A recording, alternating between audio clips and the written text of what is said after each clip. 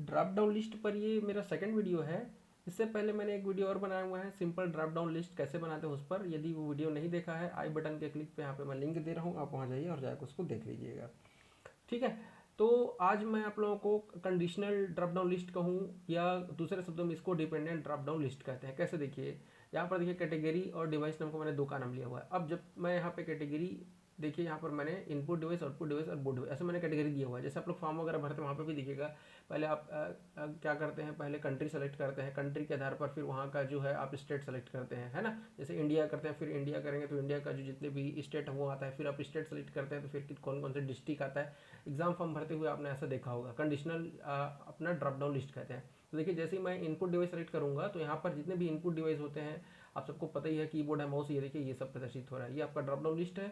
Suppose करिए मैंने यहाँ पे ऐसे कीबोर्ड को सेलेक्ट कर दिया। अब यदि मुझे यहाँ पे कैटेगरी में जाकर मैं इसको आउटपुट डिवाइस को चेंज कर रहा हूँ, तो जैसे ही मैं आउटपुट डिवाइस को चेंज करूंगा तो यहाँ पर भी देखिए जो लिस्ट है वो आउटपुट डिवाइस से संबंधित जितने भी लिस्ट है, मॉनिटर है, प्रिंटर, वो यहाँ पर प्रदर्शित हो रहा है, ना कि इनपुट डिवाइस वाला। तो ये देखिए मैंने मॉनिटर सेलेक्ट कर दिया। वैसे ही मैंने एक और थर्ड कैटेगरी लिया है, ऐसे डिवाइस जो बोथ कैटेगरी में आते हैं, इनपुट और आउटपुट दोनों में आते हैं। तो जैसे ही मैं इसको सेलेक्ट करूँगा, यहाँ पर ड्रॉप डाउन लिस्ट पे देख पा रहे होंगे आप लोग, ये यहाँ पर वो लिस्ट प्रदर्शित हो रहा है जो दोनों टाइप के डिवाइसेस कैटेगरी में आते हैं। ये जैसे मॉडेम है, मॉड्यूलेशन, डिमॉड्यूलेशन। तो ये बनाना सीखेंगे आज की क्लास में। तो चलिए मैं आपको डायरेक्ट, ये देखिए कुछ मैंने पहले से ही बना के रखा हुआ है, देख लीजिए यहाँ पे।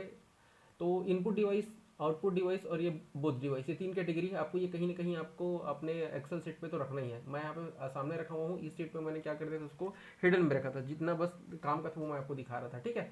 तो यहाँ पर देखिए मैंने इनपुट डिवाइस पे देखिए यहाँ पर 8-10 जितने भी है मैंने इनपुट डिवाइस का नाम लिखा हुआ है।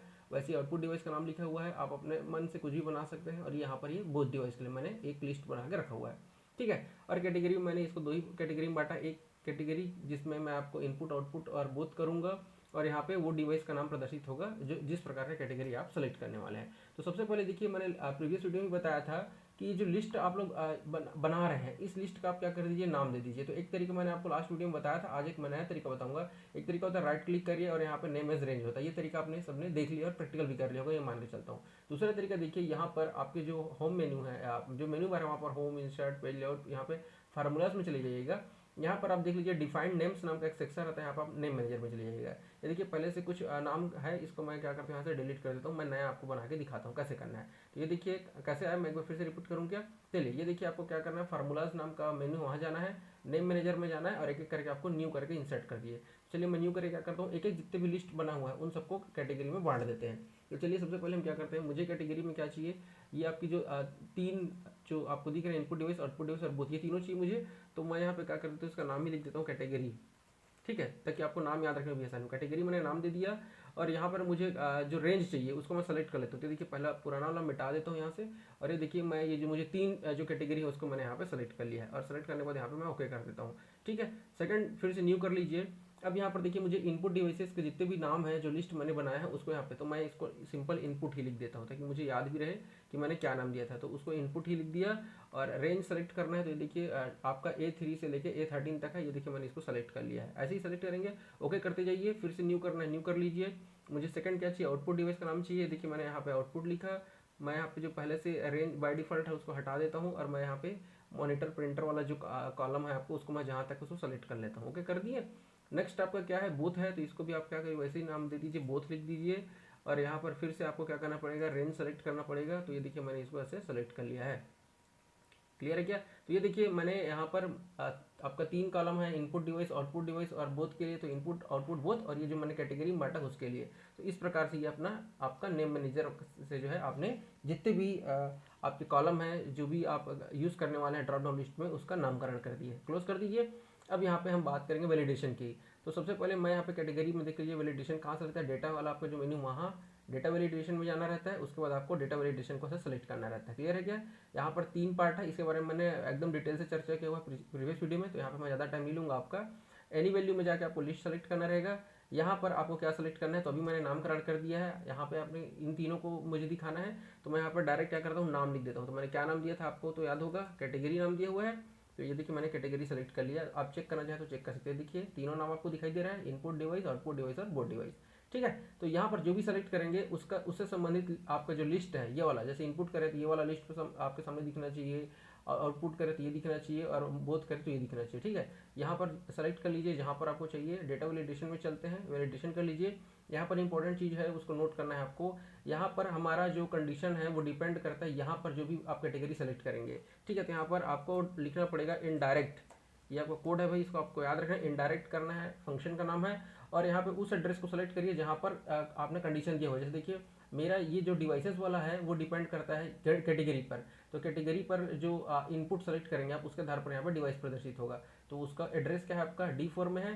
तो ये देखिए आप डायरेक्ट में D4 भी लिख सकता था, बट आपको पता होना चाहिए आपके सिस्टम में आप कौन सा कर रहे हैं। तो कैटेगरी के नीचे जहाँ पर आप प्रदर्शित करेंगे उसको सेलेक्ट करिएगा। ठीक है, ये देखिए मैंने सेलेक्ट कर लिया। अब इसको मैं ओके कर देता हूँ। क्लियर है।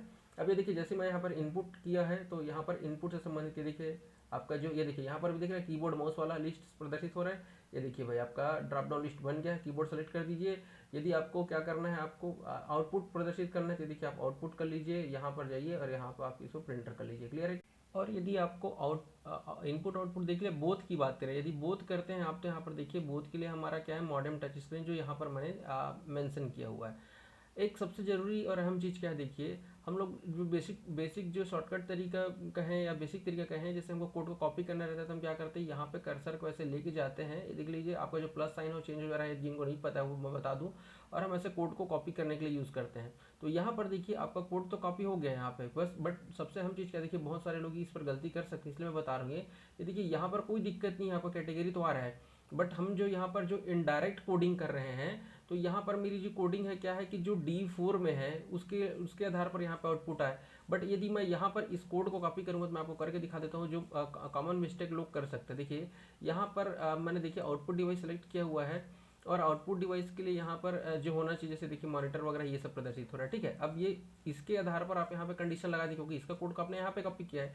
तो अब आपका जो आउटपुट डिवाइस है वो यहीं पर से होगा। देख लीजिए आपका इनपुट डिवाइस नहीं हो रहा है। तो बिल्कुल आपका यहाँ पर चूंकि इनडायरेक्ट हम फार्मूला यूज़ कर रहे हैं, तो आप इधर वाला जो है कैटेगरी वाला, इसको तो आप जो है ड्रैग एंड डाउन करके आप यहाँ से यूज़ कर लीजिएगा।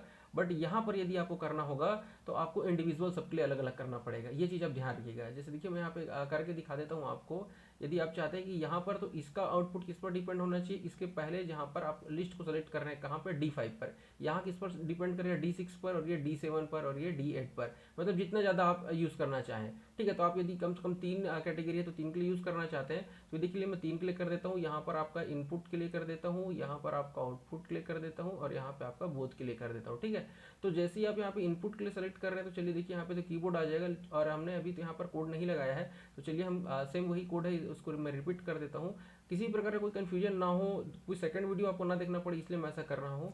चलिए तो यहाँ पे हम इनडायरेक्ट कर लेते हैं, और आपको क्या करना है, यहाँ पर जो आपका आउटपुट आने वाला है वो डिपेंड कर रहा है यहाँ पर। तो आप उसको D5 को हमने ऐसे सेलेक्ट कर लिया। और वैसे ही जब मुझे यहाँ जाना है तो वो किस पर डिपेंड कर रहा है, D6 पर। तो मैं वैलिडेशन करके यहाँ पे एनी वैल्यू को लिस्ट कर देता हूँ। सोर्स में जाके मैं अगेन यहाँ पे इनडायरेक्ट लिखूंगा, और इनडायरेक्ट करने के बाद मैं यहाँ पर मैं मैनुअली नहीं लिख रहा हूँ ताकि आपको कन्फ्यूजन ना हो, मैं यहाँ पर डायरेक्ट एड्रेस को सिलेक्ट कर रहा हूँ। क्लियर है। चलिए यहाँ पर ओके कर दीजिए। अब चलिए आप यहाँ पे कुछ भी चेंज कर देते रहिए, उससे कोई फर्क नहीं पड़ेगा। ये देखिए अब इसको आप आउटपुट भी कर बोथ भी कर देंगे तो भी कोई फर्क नहीं पड़ना है नहीं। तो आप इसको जो है करके देखिएगा भाई। और अब जो मैंने स्पेशली जो लास्ट में कहा है, कोड को यहाँ पे चूंकि हम इनडायरेक्ट यूज़ कर रहे हैं, तो आप जो है ड्रैग एंड ड्रॉप वाली जो है हमारा या कंडीशन को हम जो कॉपी पेस्ट करते हैं उस पर मत करिएगा आप। क्लियर है ना। चलिए तो मिलेंगे नेक्स्ट लेक्चर में। वीडियो देखने के लिए बहुत बहुत धन्यवाद। जय हिंद, जय भारत।